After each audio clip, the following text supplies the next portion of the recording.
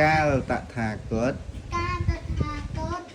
អន្តល អន្តោទៅមកយកយល់ យោនយកកំណើត យកកំណើត កំណើត កំណើតក្នុង វត្តសង្ឃវត្តសង្សារវត្ត សង្សារវត្តអស់ជាតិជាអាធ្នេស្វែង អាណែក អាណែកស្វែងរកជាងផ្ទះគឺដំ តណ្ហា តណ្ហាមិនទាន់បានជួបប្រទះនៅឡើយមិន ម្លោះ ហើយ ហើយ ប្រ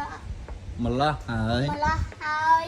ជាតិតែងនាំមកនៅសេចក្តីទុកជារឿង ជារឿយ រឿ រឿយ យណែ ណែជាងផ្ទះ ណែជាងផ្ទះ តថាគត តថាគតលោកអ្នកឃើញហើយ អូខេ អ្នកលេងបានសង់ផ្ទះគឺអន់ អត្តភាព អត្តភាពឲ្យថា ឲ្យតថាគត ឲ្យតថាគត ទៀតហើ ទៀត យ ហើយព្រោះថាគ្រឿងប្រ ប្រក ប្រ រ រ ប ប ោះ ស់ អ្នក អ្នកកថាគត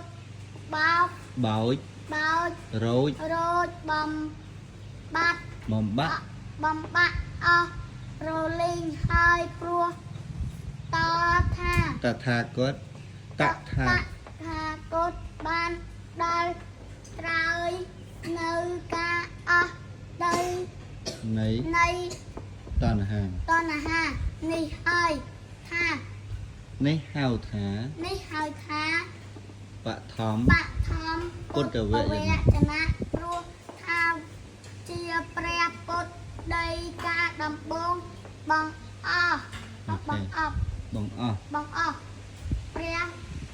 ពុទ្ធវចនៈនេះ ពុទ្ធវចនៈនេះព្រះអង្គបានត្រាបំលឺ បានលើ បំលើ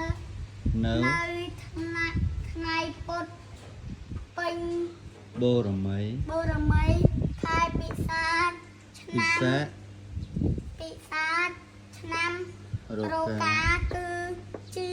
ថ្ងៃដែលព្រះអង្គទ្រង់បានត្រាស់ដឹងបើគិតពីថ្ងៃនោះ ម មក កទ្រង់នឹង ទល់នឹង ទល់នឹងពុទ្ធ ទសក ស រាជ ករាជ2556ដែលជាឆ្នាំរៀបរៀងនៅឯ ឯកសារនេះឯកសារ ឯកសារនេះមានរយៈកាល2600